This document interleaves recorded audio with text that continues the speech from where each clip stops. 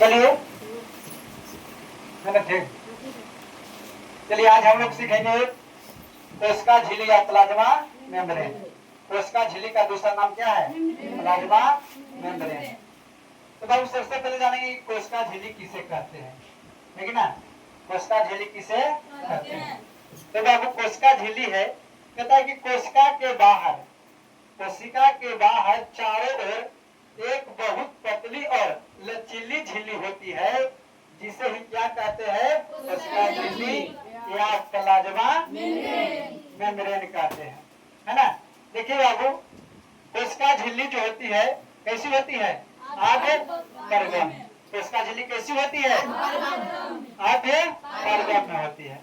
देखिए चयनात्मक परगम झिल्ली है, तो बाबू जिस झिल्ली द्वारा कुछ ही पदार्थ और अंदर तथा बाहर आ जा सकते हैं और सब पदार्थ नहीं आता है, कुछ पदार्थ बाहर आ जा सकते हैं, उसे ही चयनात्मक परगम झिल्ली कहते हैं। आगे कोशिका झिल्ली किसकी बनी होती है? तो कोशिका झिल्ली लिपिड और प्रोटीन की बनी होती है। किसकी बनी होती है? लिपिड और प्रोटीन की बनी होती है।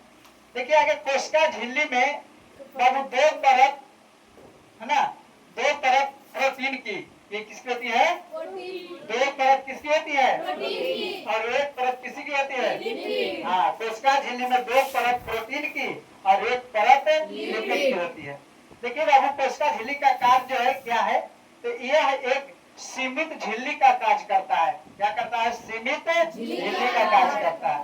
और देखिए दूसरा कार्य है, यह कोशिका का निश्चित आकार बनाती है ना? यह कोशिका का निश्चित क्या करती है? आकार बनाती है।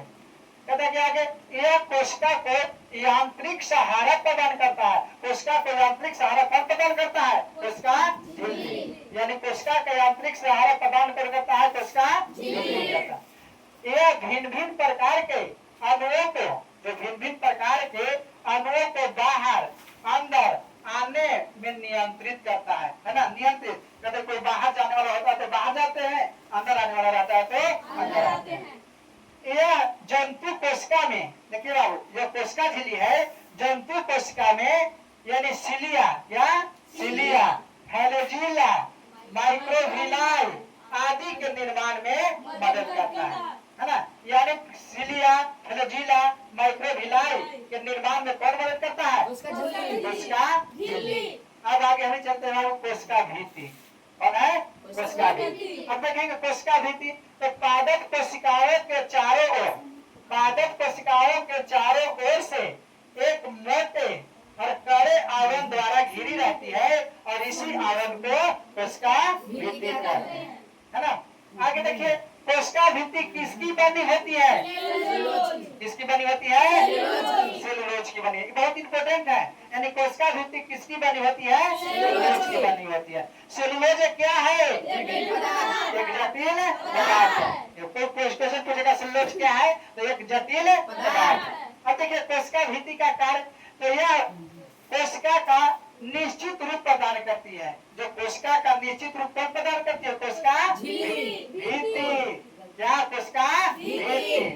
आगे दूसरा, यह कोशिका का सुरक्षा और सहारा प्रदान करता है। बाबू देखिए यह कोशिका भित्ति जो है कोशिका को सुरक्षा है ना और सहारा प्रदान कौन करता है? कोशिका भित्ति करता है। आगे यह यानी कोशिका झिल्ली की रक्षा करता है। सहारा है ये तो कौन रक्षा करेगा? यही कोशिका भित्ति करेगा।